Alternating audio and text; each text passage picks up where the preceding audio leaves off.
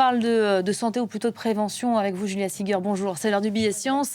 Cette journée marque la journée internationale contre l'obésité. C'est une maladie chronique dont l'incidence ne cesse d'augmenter et qui est devenue avec les années un problème de santé publique mondial. Selon l'OMS, depuis 1975, le nombre de cas d'obésité a presque triplé à l'échelle planétaire.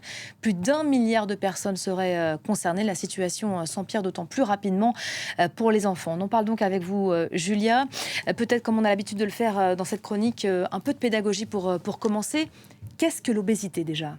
Alors en fait, je voudrais d'abord m'arrêter sur le fait que c'est effectivement une maladie chronique qui se caractérise par une accumulation excessive de masse graisseuse et qui ensuite va avoir de nombreuses conséquences sur le reste du corps. Si on regarde ce qui se passe justement dans ces masses graisseuses, dans ce tissu adipeux, on va trouver ce qu'on appelle des cellules adipocytes qui sont spécialisées dans le stockage de graisse. Et on va aussi se rendre compte, et donc elles vont augmenter en taille au fur et à mesure de la prise de poids, mais aussi ce qu'on va voir au fur et à mesure que l'obésité va s'installer, c'est qu'il y a d'autres cellules qui, elles, sont spécialisées dans l'inflammation, qui, elles, vont venir s'infiltrer dans ce tissu adipeux et complètement changer la biologie de la cellule, complètement changer toute la communication qui existe entre ces cellules. Ça va aller plus loin parce que ça va changer aussi toute la communication qui existe entre ce tissu adipeux et le reste du corps. Il communique aujourd'hui avec le cerveau, les muscles, le foie, et donc ça va dérégler le corps tout entier et devenir effectivement une maladie donc chronique. Alors, c'est aussi ce qui va expliquer que derrière, eh bien, on va développer d'autres problèmes, comme de l'hypertension artérielle, comme par exemple du diabète de type 2, des problèmes au niveau des reins, mais aussi de nombreux cancers. Alors, comment est-ce qu'on sait si on est médicalement considéré comme obèse ? Eh bien là, on va regarder ce qu'on appelle l'IMC, l'indice de masse corporelle. C'est assez simple de le calculer entre la taille et le poids. Donc, c'est poids divisé par le carré de la taille. Et là, eh bien, si votre IMC est de 25, vous êtes considéré en surpoids. Et s'il est de 30 ou au-dessus, vous êtes considéré comme une personne obèse. Maintenant, lorsqu'il s'agit des enfants, on prendra aussi effectivement l'âge en considération puisque les enfants sont encore en pleine croissance. Vous l'avez dit, c'est un problème aujourd'hui mondial. On va regarder cette carte. Si on regarde par exemple dans les années 80, eh bien, il n'y avait presque pas de problème d'obésité dans le monde, à part par exemple pour les États-Unis et une partie de l'Amérique latine. Si on regarde aujourd'hui, eh bien, vous allez voir que la carte s'est considérablement assombrie pour maintenant venir affecter tous les pays du monde entier. Alors ça affecte effectivement dans un premier temps les adultes, mais malheureusement aussi de plus en plus les enfants, comme nous expliquent nos confrères de France 2. De plus en plus d'adolescents avec des kilos en trop. C'est le cas de 17% des garçons et 18% des filles âgées de 15 à 17 ans, d'après Santé publique France. En partie responsables, les loisirs sédentaires qui ont le vent en poupe et ne demandent pas d'efforts. Résultat des capacités physiques en chute libre chez les jeunes, moins 40% en près de 40 ans. Une baisse qui laisse des traces dans les corps de nos ados.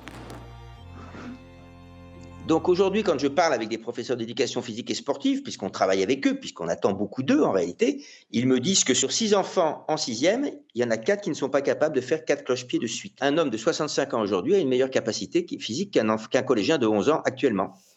Résultat, des jeunes à la santé plus fragile et surtout qui peuvent développer dès l'enfance une obésité maladive.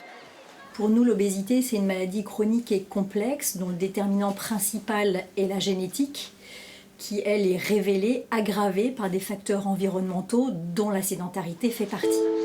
En France, 4% des 6-17 ans sont obèses. Pour limiter ce risque, l'Organisation mondiale de la santé recommande 1 heure d'activité physique par jour.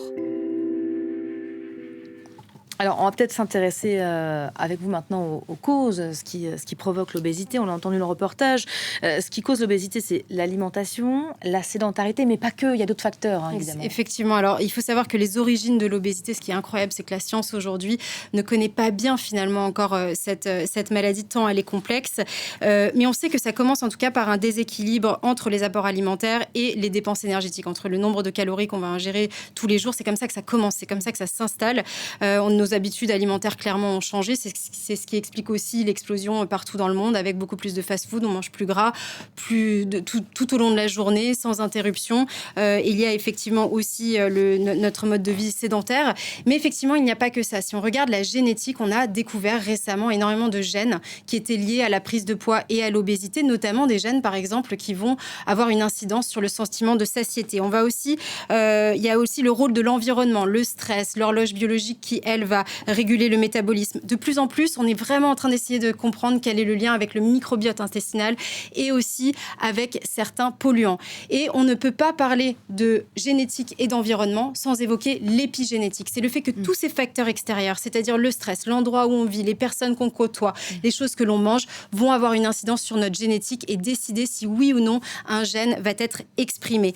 Donc là, je ne sais pas si vous avez compris, mais c'est pour ça que l'obésité est extrêmement complexe. On ne devient pas obèse qui le veut, c'est-à-dire que vous avez certaines personnes aussi qui vont pouvoir manger comme ils veulent tout au long de leur vie, ils ne développeront pas d'obésité. Donc voilà, il y a beaucoup de facteurs différents. Il faut lutter contre les discriminations aussi et les idées reçues par rapport à cette maladie. C'est extrêmement difficile pour les personnes obèses de perdre du poids et il faut aussi militer pour une prise en charge précoce parce que comme toutes les maladies finalement chroniques, eh bien, une fois qu'elles s'installent, elle devient presque irréversible. Merci beaucoup, Julia Siger.